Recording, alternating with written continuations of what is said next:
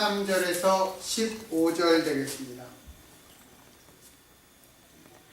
신약성경 148페이지 요한복음 4장 13절에서 15절 말씀을 읽겠습니다. 예수께서 대답하여 가라사대 이물을 먹는 자마다 다시 목마르려니와 내가 주는 물을 먹는 자는 영원히 목마르지 아니하리니 나의 주는 물은 그 속에서 영생하도록 솟아나는 샘물이 되리라. 여자가 가로되 주여 이런 물을 내게 주사 목마르지도 않고 또 여기 물길로 오지도 않게 하옵소서. 아멘.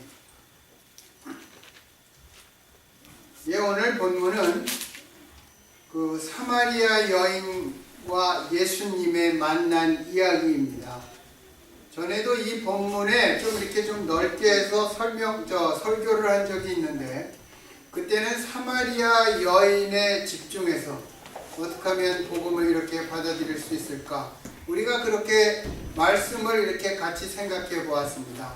그러나 오늘은 부활과 영생의 관점에서 이 말씀을 생각해 보도록 하겠습니다.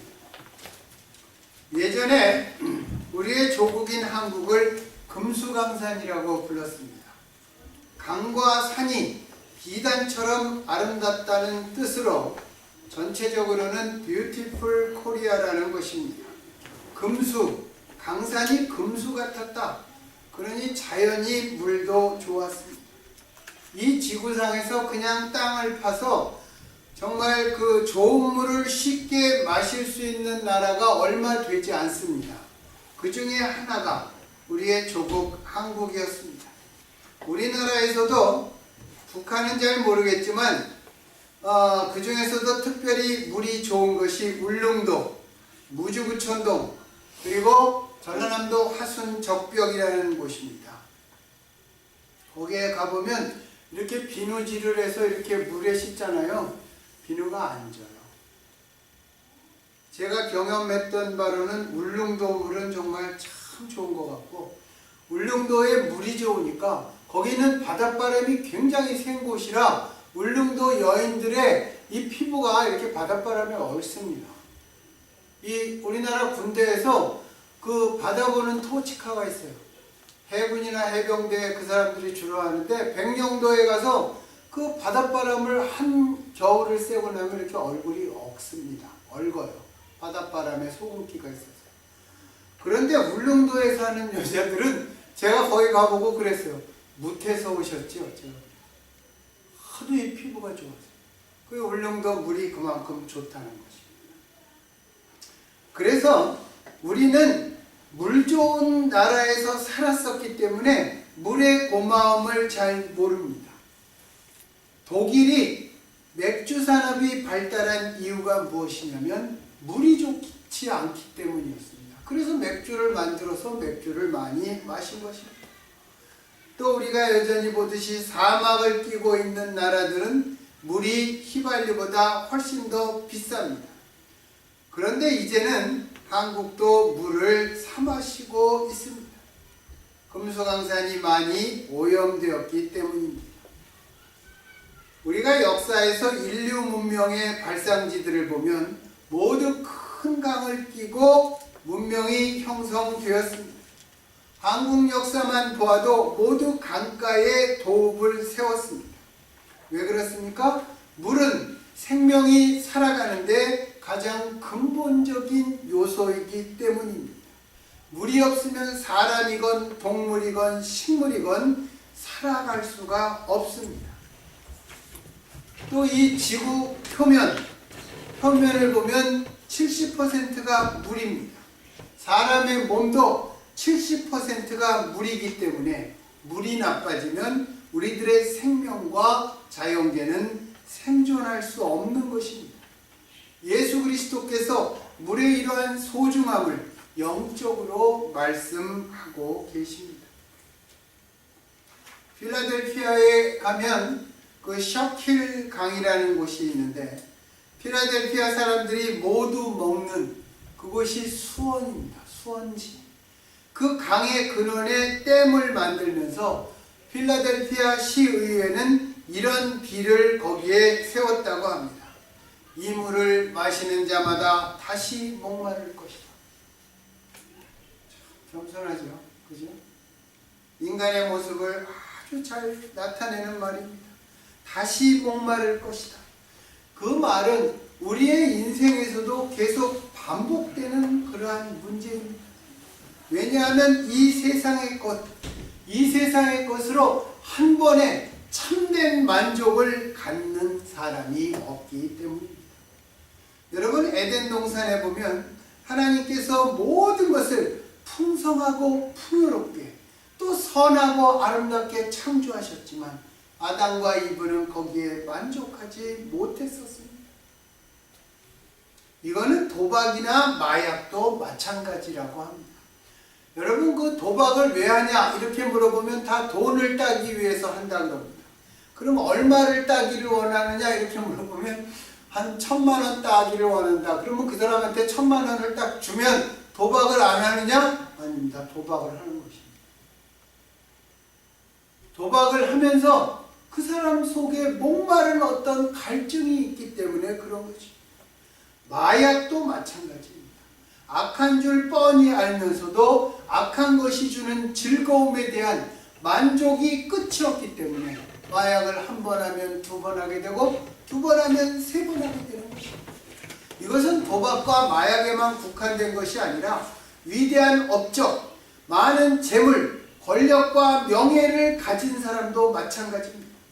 사람들은 내가 무엇을 이루었다고 자랑하는 사람은 있어도 자기가 이룬 것에 거기에 만족하고 그 자리에 머무는 사람은 없습니다. 사람의 욕망과 사람의 꿈, 나쁘게 말하면 욕심, 그런 것에는 끝이 없습니다. 그래서 소크라테스가, 제가 이거 아침에 생각하면서 이게 자꾸 이렇게 왔다 갔다 하고 있는데, 소크라테스가 자기는 만족한 돼지보다 불만족한 인간이라고 그랬습니까? 불만족한 인간이 되겠다, 그렇게 얘기했어요. 사람의 생각이 그렇다는 것입니다. 현실에서 부족하고 불편하고 불만족한 것들이 보이니까 점점 더 편리하게 개발하고 세상을 살기 편한 그러한 그 환경으로 만들려고 노력합니다. 그럼에도 불구하고 여러분은 많은 문명의 이기들을 우리가 접하면서 더 한가해졌나요? 절대 그렇지 않습니다. 우리도 똑같습니다. 여러분은 여러분의 인생에 만족하고 계십니까? 내가 지금 이 자리에서 야곱이 자기 아들 요셉을 보고 뭐라고 그랬습니까? 내가 이제 너를 보았으니 이제 죽어도 괜찮다. 여러분 그렇게 생각하십니까? 우리들의 소망을 꽉 채울 수 있는 것은 무엇입니까? 여러분 다 바쁘죠? 아이들 키우면서 라이드도 해야 되고 이것저것 다 바쁩니다. 그렇게 분주하게 살지만 우리들의 내면에 깊은 외로움을 가지고 있지 않습니까? 그런 게 우리들의 모습입니다. 그렇게 생각하면 인생은 태어나서 신기루처럼 덧없는 것만 붙잡으려고 쫓아가다가 다 살고 난 후에 허무하다, 인생은 일장춘몽이다, 이렇게 결론 짓는 것이 인생입니까? 절대로 아닙니다. 우리에게 참된 만족과 온전한 기쁨, 빼앗길 수 없는 평화를 주는 분이 계십니다. 여러분, 우리가 왜 만족하지 못합니까? 우리에게 기쁨이 없기 때문입니다. 기쁨은 joy입니다. 그렇지만 오늘날은 joy 대신에 우리가 무엇을 갖습니까? fun을 갖고 살아가는 것입니다. 기쁨 대신에 우리는 재미를 가지고 살아갑니다. 아이들이 어려서부터 이렇게 보고 막 게임하죠. 인터넷 서치하죠. 그게 기쁨입니까? 아닙니다. 그것은 재미입니다. 그렇기 때문에 재미는 내가 좋아하는 아틀란타 팔콘이 풋볼에서 이기면 즐겁습니다. 지면 화가 납니다. 그게 재미입니다. 기쁨이 주는 것은 언제 어디서나 내가 마음이 흡족하고 만족한 것입니다. 그것을 주는 분, 당신 안에 영원히 목마르지 않는 생명의 물, 리빙 워터, 그것을 주시는 분이 계십니다. 바로 예수님이십니다. 그 예수님께서 당시에 멸시와 지탄을 받던 사마리아 여인을 만나신 것이 본문입니다.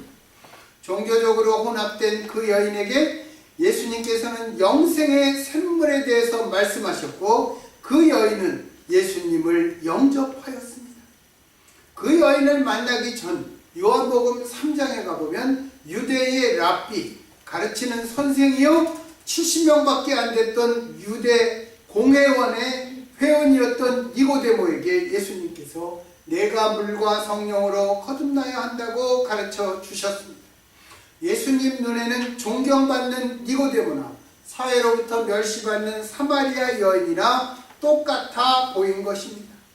영적으로 눈이 어두우면 그 사람이 학식이 있건 없건 사회적으로 존경받던 멸시받던 똑같이 영적으로 장님이기 때문에 그런 것입니다. 또 예수님은 어떠한 사람들이라도 편견도 없이 누구나 사랑하십니다. 그리고 누구라도 다 받아주십니다. 거기에는 한 사람의 영혼을 온 천하보다 귀중하게 여기시길 때문입니다. 여러분, 1980년에 민주화 운동이 일어날 때 그 권력기관이 명동 성당을 쳐들어가서 거기에 숨어있던 민주화 그 하는 청년들을 잡아갔어요. 그런 때 종교계가 난리가 났습니다. 한국의 성지를 침범했다. 천주교 사제단도 들고 일어나고, 개신교에서도 민주화하는 목사들이 들고 일어나고 그랬습니다.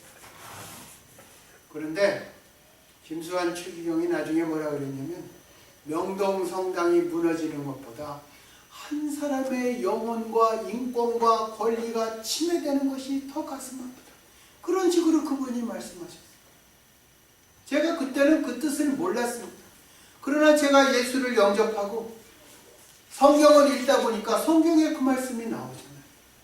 오늘날 우리가 한국에서 지금 짓고 있는 2,500억짜리 교회 예배당, 그것이 침탈당하면 난리가 날 것입니다. 그러나 그 교인 하나가 핍박받아서 그 사람이 희생당하면 그것은 우리가 작은 목소리만 낼 것입니다. 우리는 그렇게 보는 것이 우리의 모습입니다. 그러나 예수님은 그 한 사람의 영혼이 천하보다 소중하다고 생각하고 귀중하게 여기시는 것입니다. 오늘도 주님은 마찬가지입니다. 성공한 사람이건 실패한 사람이건 부자건 가난하건 하얗건 까맣건 존경을 받건 멸시를 당하건 주님 앞에서 우리 모두는 똑같습니다. 우리들은 꾸민 겉모습과 우리가 가지고 있는 어떤 스펙, 그리고 겉으로 나타나는 그 사람의 인품이나 자세를 보고 사람을 판단하지만 예수님은 우리의 중심을 보시는 것입니다. 그래서 누구든지 어떤 조건이나 상황 때문에 예수님을 만나지 못한다고 변명할 수 없고 핑계댈 수 없는 것입니다. 예수님은 누구나 찾아가시고 예수님은 누구나 만나주시기 때문에 그런 것입니다. 오늘 본문보다 조금 앞에 예수님께서 긴 여행에 피곤해서 우물가에 앉아 계셨습니다. 예수님은 어떤 분이십니까? 전능하신 하나님입니다. 창조주이십니다. 정말 창조할 때 빛이 있으라 하시니 빛이 있었습니다. 빛이 있으라. 정말 거기 빛이 있었을까요? 저는 그 생각을 먼저 했습니다. 정말 빛이 있었을까? 정말 하늘 위에 궁창이, 그것이 그렇게 물 위에 궁창과 물 아래로 나눠져 있을까? 그런 생각을 해봤습니다. 예수님께서 창조주로서 말씀하시니까 말씀하신 대로 되었습니다. 바람과 바다를 꾸짖으시니 잔잔케 되었습니다. 주께서 말씀하시자 문둥병자가 깨끗하게 되었고 소경의 눈이 떠졌습니다. 귀머거리와 벙어리는 귀가 열렸고 입이 열렸습니다. 그러나 여러분, 이런 것은 극히 작은 것입니다. 다시 말하지만 이것은 작은 것입니다. 가장 중요한 것, 그것은 그런 것들이 아닙니다. 주님께서 말씀하시니까 우리를 더럽게 하는 그 영적인 더러운 것들이 물러나고 우리의 죄가 용서받는 것입니다. 그리고 우리의 죽음의 문제조차 해결되며 다스려지는, 어떻게 보면 주님의 말씀과 주님의 권세가 두렵기 짝이 없는 그러한 권세로 보이기도 하는 것입니다. 그러나 그 모든 것을 이루기 위해 예수님은 십자가의 길을 우리를 대신해서 가셨습니다. 그런데 본문의 예수님을 보면 우리와 똑같이 많이 걸으면 피곤해 하셨습니다. 예수님도 슬플 때는 우셨습니다. 그래서 내가 겪는 나의 불행과 나의 연약을 모두 아십니다. 내가 아파할 때 같이 아파하시고, 우리는 내가 아플 때 예수님께서 빨리 안 고쳐준다고 우리는 막 원망하고 그러잖아요. 내가 아플 때 예수님이 내 옆에서 같이 아파하시는 것입니다. 내가 고통당할 때 함께 고통당하십니다. 그리고 내 고통에 앞서서 주께서 고통을 먼저 당하셨기 때문에 내가 고통당할 때 위로를 해주시는 것입니다. 그리고 모두가 배척하고 멸시하던, 남편이 5명이나 있었던 그런 정말 비참한 여인도 만나시려고 기다리고 계셨던 것입니다.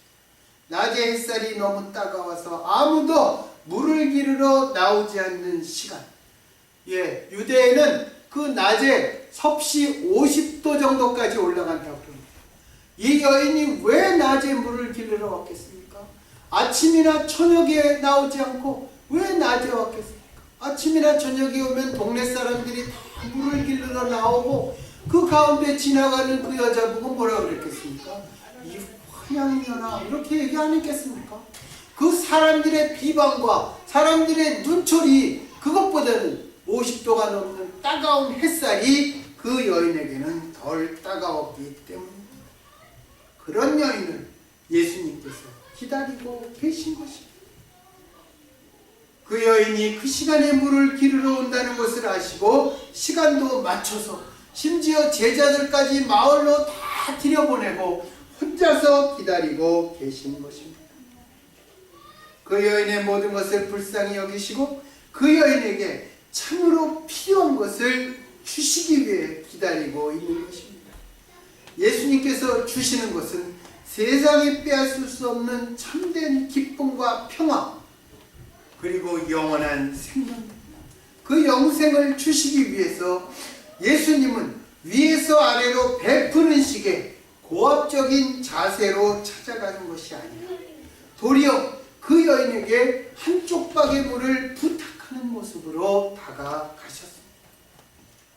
예수를 믿지 않는 사람들은 예수를 잘 모릅니다. 제가 저희 가족들은 대부분 안 믿는데 어떤 사람은 절 보고 뭐라고 얘기하냐면 너는 종교인이잖아 이렇게 얘기합니다. 그 사람은 예수님이 무엇인지 모릅니다. 물론 믿는 우리들도 예수님을 잘한다고 얘기할 수 없습니다. 우리가 잘 모르는 것 중에 가장 그 특별한 것이 있다면 그것은 예수님의 낮아지심과 겸손입니다. 사실 우리는 하나님께서 창조주가 우리와 똑같은 인간이 되셨다는 것, 그것을 말로 인정하지만 그 낮아짐이 얼만큼 낮아짐인지 우리는 잘 모릅니다. 그런데 사마리아 여자 그 우물가에 마주 앉은 예수님은 우리와 똑같이 인간이 되신 모습을 보여줍니다. 하찮은 여자로부터 물 한 그릇도 제대로 얻어먹지 못하고 푸대접을 받는 그 모습이 있습니다. 그 시간 예수님은 먼 길에 지치고 땀에 젖은 모습이라서 그랬는지 그만큼 볼품도 없었을 것입니다. 여기서 우리는 당신을 이처럼 낮추시고 비우시는 성자 하나님의 비천과 가난을 볼 수 있습니다. 예수님의 경우에는 그 겸손과 가난이 얼마나 깊은 것인지 우리가 우리의 상상으로는 알기가 어렵습니다. 바로 이 점 때문에 당시의 사람들은 예수님을 알아보지 못했습니다. 예수님이 왕의 권위로 특별한 파워로 이적과 기사로 그렇게 왔다면 아마 예수를 영접했을 것입니다. 그들이 생각하고 기다리던 그 메시아와는 예수는 너무나 달랐습니다. 사마리아 여자는 그 자기 마을의 우물가에서 예수님을 처음으로 만났으니까 모를 수도 있겠다 그렇게 싶지만 고향 사람들은 오히려 더더욱 몰랐습니다. 그들의 눈에 예수는 목수였던 요셉의 아들이며 또 야고보와 유다의 형제인 목수짓을 하는 예수에 불과했습니다. 즉 어릴 때부터 예수님을 본 사람들, 예수님과 함께 지내며 날마다 만났던 사람들이 예수가 누구인지 더 몰랐습니다. 이 점은 예수님의 제자들도 비슷합니다. 제자들이 예수님을 정말로 알아본 때가 처음에는 가이사랴 빌립보에 갔을 때 베드로가 뭐라 그랬습니까? 주는 그리스도시요 살아계신 하나님의 아들이십니다. 그것을 보면 일찍부터 예수님이 누구신지 아는 것 같지만 겟세마네 동산에서 예수님을 버려두고 모두 도망친 것을 보면 예수님이 누군지 참으로 알지 못했던 것 같습니다. 그들은 또 예수님이 창조주에서 피조물로 낮아지신 것 그것을 알면서도 예수님과 함께 길을 가다가 누가 서로 더 높은가 누가 서로 더 잘났나 그런 언쟁을 벌였습니다. 제자들도 낮아지신 예수님을 자세히 못 알아보고 예수님의 가르침도 그냥 좋은 말 그렇게 들었던 것 같습니다.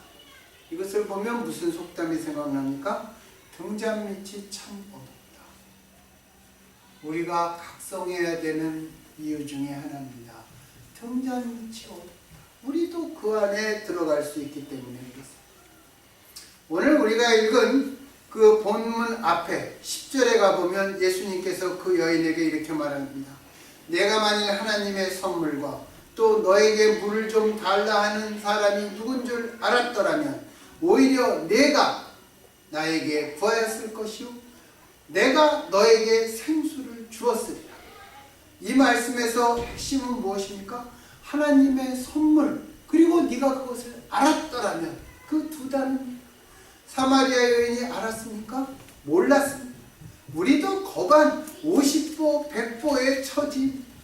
만약 하나님께서 주신 선물이 무엇인지 제대로 알았다면 저는 저의 신앙생활이 이렇게 미지근하지 않을 것이라고 생각합니다. 예수님이 십자가에서 당하신 고통이 얼마나 큰 것인지 제가 반에 반만 알아도 정말 이렇게 예수 안 믿을 것 같습니다. 모르니까 이렇게 대충 이렇게 예수 믿는 것처럼 그렇게 하면서 미지근하게 살아가고 있지. 유대인들도 예수님이 누구인지 알았다면 결코 십자가에 못 박지 않았을 것입니다. 그들은 몰라서 그렇게 했습니다. 예수님께서 십자가에서 뭐라고 그랬습니까? 아버지 저들의 죄를 용서하여 주옵소서. 저들이 지금 무엇을 하는지 모르고 하고 있습니다. 모르고 하고 있습니다. 그러니까 용서해 주십시오. 예수님께서 사마리아 여인에게 말씀하신 하나님의 선물은 생명수입니다. Living water. 우리에게 영원한 생명을 주는 물이라는 것입니다. 요한복음 7장에 보면 예수님께서 누구든지 목마르거든 내게로 와서 마셔라. 나를 믿는 자는 성경의 이름과 같이 그 배에서 생명수의 강이 흘러나리라고 외치셨습니다. 여러분, 이 생명수가 무엇입니까? 이 생명수는 예수 믿는 사람들이 받을 성령입니다. 하나님께서는 당신께서 사랑하시는 자들에게 당신의 영인 성령을 주시길 원하십니다. 여러분, 성령이 누구십니까? 전지전능하신 하나님입니다. 창조주십니다. 섭리자십니다. 절대 권능자십니다. 그 성령 하나님은 아버지 하나님의 마음이요 아버지께서 예수님을 통해서 우리에게 주시는 선물입니다. 우리가 하나님을 선물로 받은 것입니다. 그것이 바로 우리가 오늘 나누는 영생의 샘물인 것입니다. 성령 하나님께서 우리에게 임재하셔서 우리가 그 정말 영생의 샘물이 성령 하나님이 누구신지 알고 예수님이 누구신지 비로소 알게 되는 것이고 하나님 아버지를 아바 아버지라고 고백하는 것입니다. 유대인들은 물이라는 말을 약간 다른 뜻으로 사용하였습니다. 바람도 마찬가지입니다. 바람. 그 유대에서 바람을 나타내는 그러한 말들이 루아, 마라, 네프시 뭐 그런 말들이 있는데 거기에는 생명되게 한다, 영이다 그런 뜻이 들어있습니다. 동시에 유대인들이 물이라는 말은 거기에 영혼의 갈증이라는 뜻으로 이 사람들이 물을 사용하는 것입니다. 영혼의 갈증. 그 영혼의 갈증은 하나님께서 주시는 그 생수로만 풀 수 있다고 생각했습니다. 계시록에 보면 예수님께서는 생명수 샘물을 목마른 자에게 준다. 어린 양이 그들을 생명수 샘으로 인도하신다는 표현을 하셨고 구약의 이사야서 12장 3절에 가면 택함을 받은 백성들이 구원의 우물로부터 기쁨으로 물을 기를 것이라는 예언의 말씀을 하였습니다. 또 선지자 에레미야도 백성들이 생수의 근원 되시는 하나님을 버렸다고 탄식하고 있습니다. 유대의 랍비들은 이 생명수를 율법의 지혜로 여겼고 때로는 하나님의 성령과 동일하게 여겼습니다. 그만큼 물이 소중한 것입니다. 유대인들은 종교적 심정은 모든 영혼의 갈증은 하나님의 선물인 생명수만으로 만족하게 될 수 있다. 그렇게 믿었습니다. 그러면 그게 무엇입니까? 성령입니다. 사마리아 여인은 15절에 주여 이런 물을 내게 주사 제가 다시 목마르지도 않고 떡이 물길러 오지도 않게 하옵소서 그렇게 말했습니다. 여기에서 감추어진 핵심은 누구라도 인간의 심정 속에는 영생에 대한 목마름이 있다는 것입니다. 여러분 죽고 싶으세요? 노인들이 다 늙어서 이제 죽어야지. 그게 첫 번째 거짓말이라고 그러죠. 예? 처녀가 나는 시집가기 싫다가 두 번째 거짓말. 그렇죠? 죽고 싶은 사람은 아무도 없습니다. 그래서 생명이 의식이 없더라도 붙어있는 한 사람들은 안 죽고 보조장치에 의지해서 살려고 하는 것입니다. 믿건 안 믿건 인간은 누구나 늙고 싶지 않고 영원히 살기 원하는 것입니다. 여자들이 나이 한 40대면 거울 보면서 무슨 얘기합니까? 이렇게 보면서 네? 그 고운 피부가 어디로 갔나 이런 얘기하죠. 남자들도 마찬가지예요. 피부가 고왔다가 다 변해가는 것입니다. 왜 그런 소리를 하는 것입니까? 누구나 늙고 싶지 않기 때문에 늙으면 또 죽기 때문에 죽고 싶지 않기 때문에 그런 말을 한 것입니다. 우리가 잘 아는 대로 진시황은 그 옛날에 천하 사방 각지로 동남 동료들을 보내서 정말 불사약과 불로초를 구해오게 했습니다. 황제의 권한으로 그것을 할 수 있다고 생각했을 것입니다. 그래서 우리 인간은 영혼에 새겨진 누구든지 영생에 대한 갈망으로부터 도피할 수 없습니다.